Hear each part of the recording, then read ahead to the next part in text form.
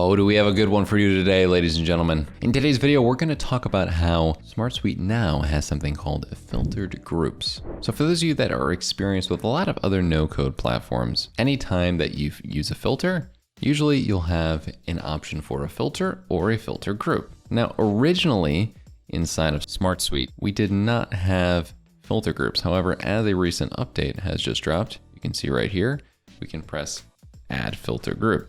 So what this does is essentially add a nested filter where it has its own set of options for a filter or filter groups within it. So if I were to start off with a filter group, for example, in this system, where I filter to wanting to show the account manager is not empty, then you'll see if I press add filter, I can put an and or an or functionality, and that and or choice will then permeate through all of the remaining filters that I put. However, when I put add filter group below the original or just a regular add filter, I then have the option to choose the and or, and that will separately change, as you can see, throughout the entire system. It won't be able to be individualized. So the reason that this exists is that we can just add multiple filter groups.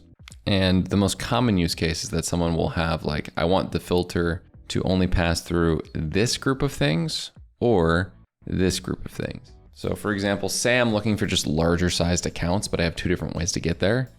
Say I'm looking for a situation where an account manager is not empty, the company size is, and then I'm just gonna select is any of, and then select multiple of the higher size ones, just not anything that's under 500. Or I can do it where the monthly revenue is greater than like 2,000. Then you'll notice that a bunch of these are added on. And I also can put within this system, and the account manager is not empty. With the logic previously, I would not have been able to really get to this permutation because of the fact that and would have been required in any of these circumstances. It would have had to have been just a bunch of different ors, which doesn't come to the same result of this last overlay, which is essentially what I'm trying to do is make sure that it also has an account manager on top of it. Because if it's unassigned, then it's not really something that we figured out yet.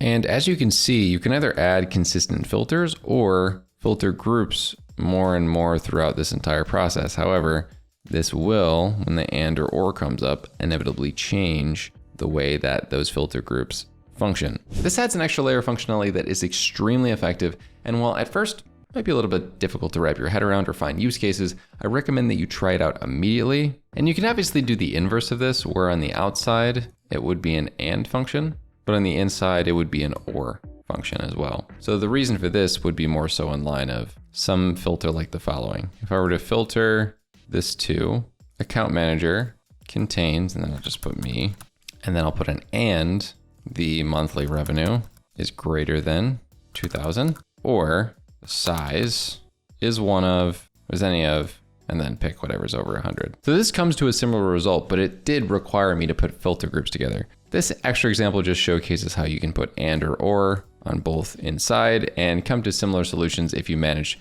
to be fun about it. Obviously, I could put is that or is not empty, as well as another solution that was referencing the previous filter I had used. Are you pumped about filter groups? I'm curious what your thoughts are. I'd love to hear about them in the comment section down below. Please make sure to smash that like button, subscribe, check out this video right here.